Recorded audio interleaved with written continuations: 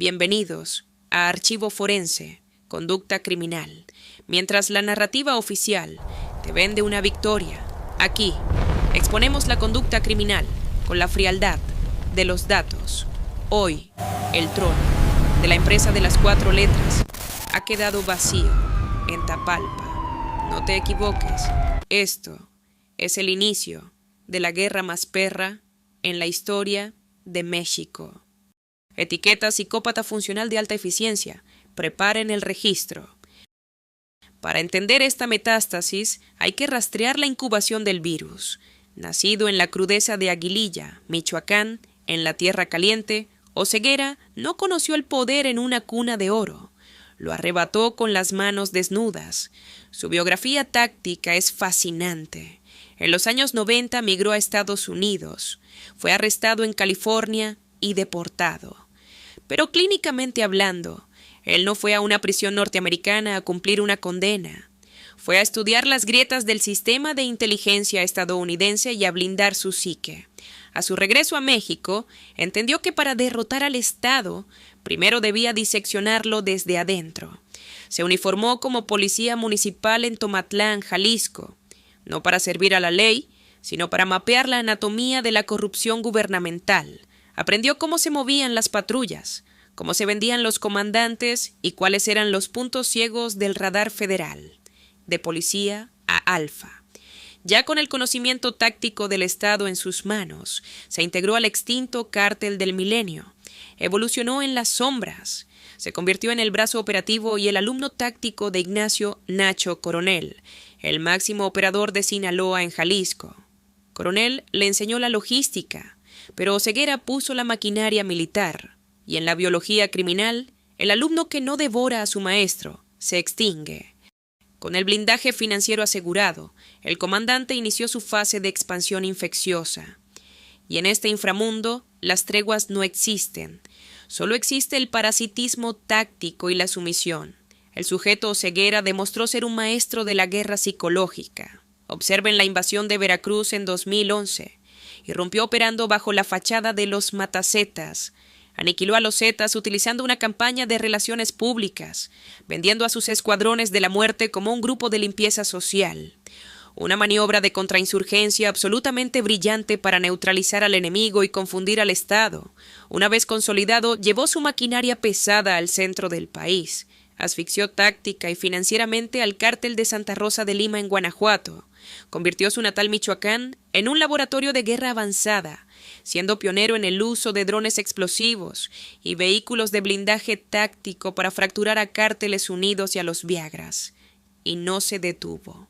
Movió a sus tropas de élite para disputar, milímetro a milímetro de sangre, las aduanas geopolíticas más valiosas, Zacatecas y la frontera sur en Chiapas, plantándole cara a las facciones históricas del cártel de Sinaloa. El señor de los gallos no estaba peleando por simples rutas de trasiego.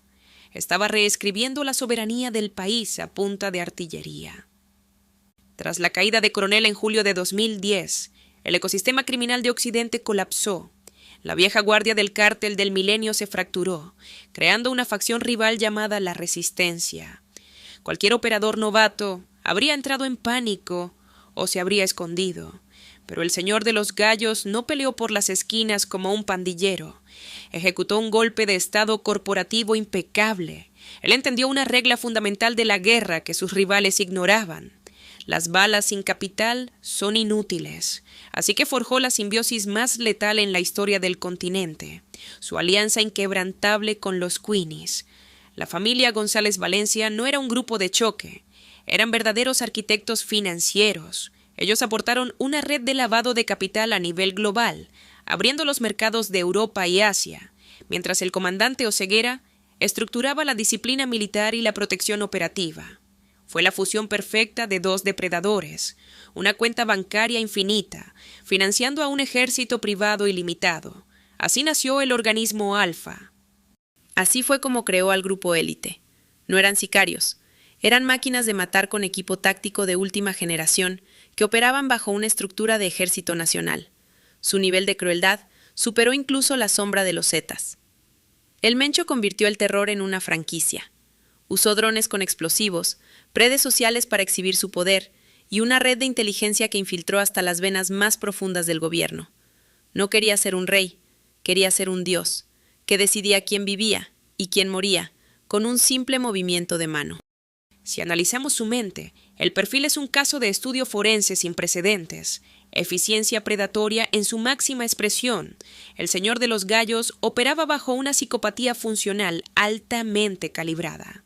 Mientras otros líderes criminales caían por su impulsividad, por los excesos, las fiestas o las mujeres, el sujeto 001 mantenía una disciplina clínica casi espartana. Poseía una visión panorámica del conflicto que le permitía anticipar los movimientos del gobierno y de sus adversarios.